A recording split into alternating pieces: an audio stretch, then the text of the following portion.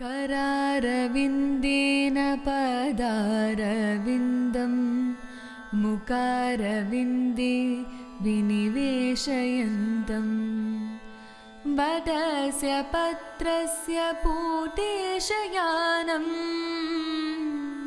वसुदेवसुतं देवं कंसचारूरमर्दनं देवकी परमानन्दं कृष्णं वन्दे जगद्गुरुं कृष्णं वन्दे जगद्गुरुं कृष्णं वन्दे जगद्गुरुं.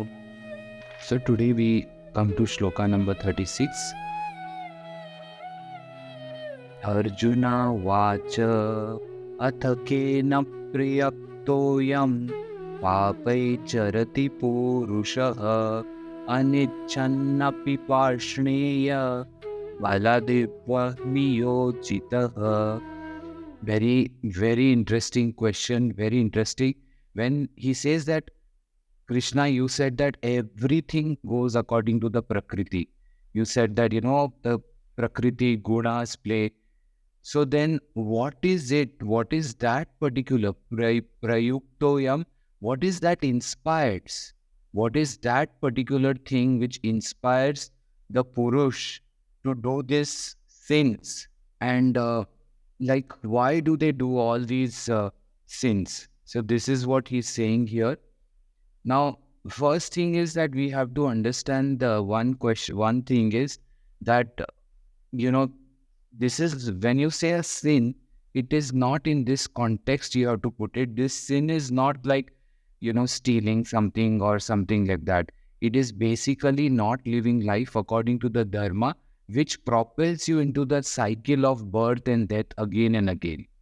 So here when he says papai charati purushaha, this simply means that it is that path which puts him in the cycle of birth and death, birth and death, birth and death again and again. Anichannapi varshneya. It's like against his wishes completely, going against his wishes, he is doing this. So what is that force? Now, one thing what Arjuna has missed and he has not understood in one of the earlier shlokas is shloka number 27. If you see here, Shri Krishna had said, prakrute kriyamanani gune karmani sarvashah. If you remember this, he said that all actions are performed by the modes of prakriti. But he had said, ahankara vimudatma karta hamati manyate. So he forgot his second line of this, that ahankar makes you do all this where you say I am the doer. So here the question is very valid, but it is out of one thing which he has not understood, which Krishna had clearly explained. Shri Krishna had explained this in this. Then Shri Krishna says the great shlokas of the chapter. Shri Bhagavan Uvacha Kama Esha Krodha Esha Rajo Guna Samudbhavaha Mahashano Mahapapma Vidyena Miha Vairinam. So here clearly he is saying that it is everything, calm and krodh. Calm is the desire which comes into the mind, and from the desire, if achieved or not achieved, leads to krodh, leads to anger. And all this is because of the rajo guna. This is all because of the rajo guna. Mahashano will be somebody who is only eating. Mahashano would be like that. Like you eat something, after that you feel I want to eat more. Your sense organs do not get the pleasure of devouring so much. And this is the Mahapapma. He's saying, Vidyena miha vairinam. These are the biggest foes of taking you to enlightenment. These are the biggest foes of any vidwan. So Sri Bhagavan said, it is desire begotten of the elements of rajas, which appears as wrath. Nay, it is insatiable and grossly wicked. Know this to be the enemy in case. Vairinam. These are your foes. So basically what he has given a tip in this, that whatever increases your sato guna, whatever makes you do the, sato guna, which keeps you in a state of peacefulness, which keeps you in a state of tranquility, equanimity, which keeps you in a state of happiness, which keeps you in a state of wanting to serve, wanting to give, wanting to distribute. All this you should do. All this. Otherwise, these emotions of anger, disgust, blame, regret are nothing but emotions of the Rajoguna. So here he has clearly given this very interesting, you know, and this Mahashano is somebody like the sense organs don't have any, they never get satisfied. They never will get satisfied. You had something, now again after 20 minutes you want to eat something. After 30 minutes you want to indulge again. So Mahashano Mahapapma, this is like the biggest, you have to understand when you say pap is not by eating something. You have to understand the word pap means these are, which entangles you in the calm and growth. And because of this calm and growth circle, you are going to be caught up in this Rajoguna. Because of Rajoguna, you will be caught up in birth and death, because the experience is important for you again and again. So he said in this particular shloka, and then he continues, Dhumena vriyate vahanir yatha darsho malena cha yathol vruto garbas tatha dene damavritam. It's very interesting here. He says, like, for example, like how a fire is completely covered by smoke. If you see yatha darsho malena cha, the mirror is completely covered by dust. The fire is covered by smoke and the mirror is covered by dust. And if you see the embryo, it is covered by the amniotic fluid. And so is knowledge covered by the calm. Here he is saying, so is knowledge completely covered. This is what will not allow you to live this knowledge. So here he is basically talking about that what are your biggest enemies. Again, he says these are the biggest enemies. But you have to understand that fire is covered by smoke. But a little bit of, if you give the air, the fire will reappear. A mirror is covered by dust. But if you just wipe the mirror little, that's hardly any effort. Just wipe the mirror, you will be able to see yourself. And the embryo is by the amniotic fluid, but the baby will be delivered without the amniotic fluid doing anything to the baby, which means that the sun is shining, only there is a cloud. We either wait for the cloud to go, knowing that you are that supreme bliss. You are that. And what do you have to do? As he said in the earlier shloka, and all the rajogun, the calm leading to growth, leading to this, you just have to cut and, make yourself aware about all the desires that are bothering your mind. And those desires are, you're fulfilling those desires, and then there is another desire, another desire, another desire. There is a rat race of desires in your mind. So here he is clearly saying that the mirror is hidden by dust and cannot function. The desire nullifies wisdom and puts it out of commission. That's what he is saying. It is possible to wipe out the mirror, extremely very easy to see your face. Similarly, the right living and right meditation can completely get you back in the state of desirelessness, in a state of 100% work, but the mind is completely free. So here he is talking about that. And then he says,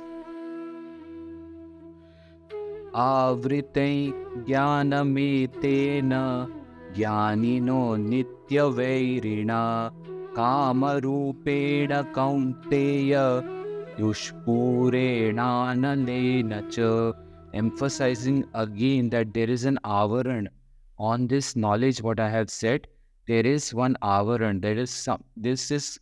This knowledge is completely covered by the enemy, which is called desire, and it is unlena.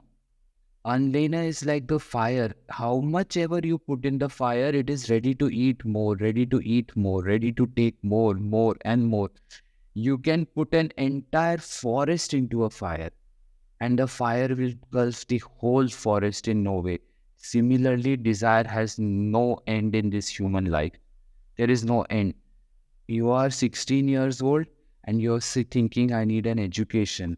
You're 22 years old, you're thinking you need somebody to be with you. You're 40 years old, you're thinking that I want something for my children.